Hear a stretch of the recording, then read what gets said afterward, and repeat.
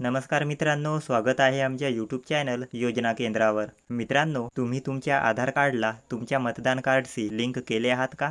जर नसेल केले तर तुम्ही आता घरी बसल्या आपल्या मोबाईलवरून आधार कार्डला मतदान कार्डशी लिंक करू शकता। व्हिडिओवर पूर्ण प्रोसेस सांगितलेली आहे, तर व्हिडिओला शेवटपर्यंत पहा। चॅनलवर जर तुम्ही नवीन असाल तर आमच्या चॅनलला सबस्क्राइब करून ठेवा। अशाच प्रकारचे महत्त्वपूर्ण व्हिडिओज तुम्हाला भेटत राहतील। तर चला मित्रांनो, व्हिडिओला सुरू करूया।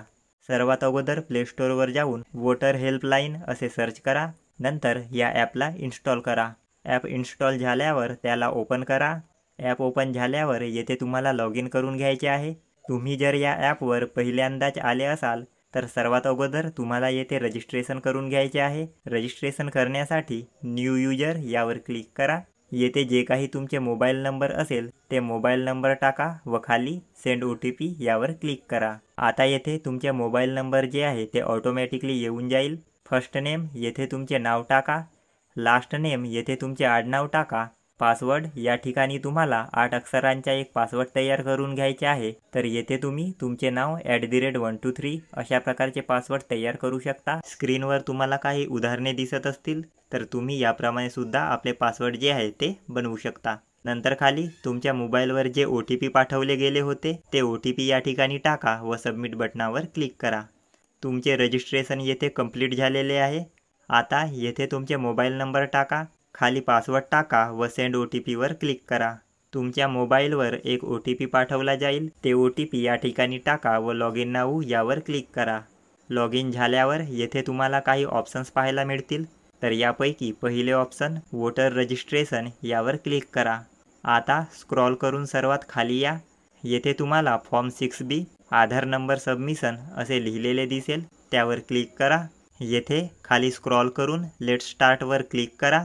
आता या ठिकाणी विचारला गेला आहे की तुमच्याकडे मतदान कार्ड नंबर आहे का, तर येथे यस हे ऑप्शन सिलेक्ट राहू द्या व नेक्स्ट बटनावर क्लिक करा।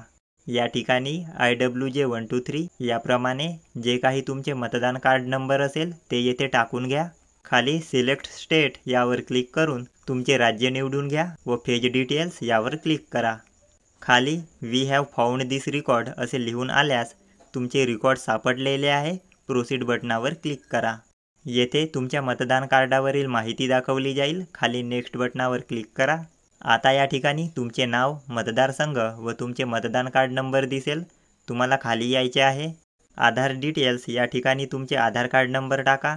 जर तुमच्याकडे आधार कार्ड किंवा आधार कार्ड नंबर नसेल तर खाली तुम्हाला एक बॉक्स दिसेल, त्या बॉक्सवर क्लिक करा। नंतर खाली सिलेक्ट डॉक्युमेंट यावर क्लिक करून ऑथेंटिकेशनसाठी MNREGA job card, bank passbook, health insurance card, driving licence, PAN card, smart card, Indian passport, pension document यापैकी एक डॉक्युमेंट सिलेक्ट करा।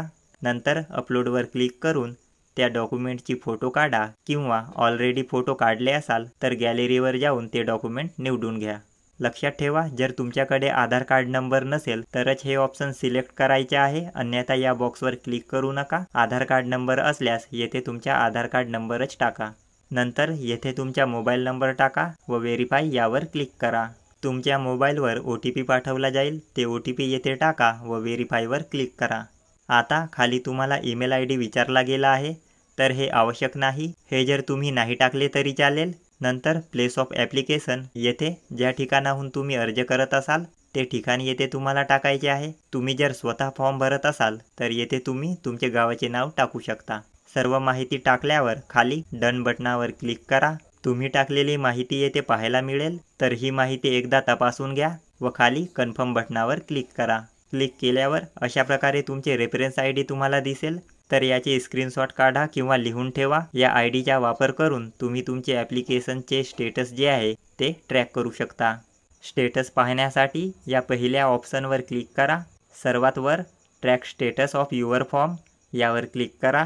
आता येथे तुमचे रेफरन्स ID टाका।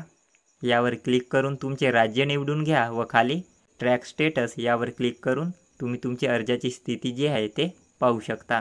काही दिवसांनी तुमचे फॉर्म एक्सेप्ट होईल व तुमचे आधार नंबर तुमच्या मतदान कार्डशी लिंक होऊन जाईल।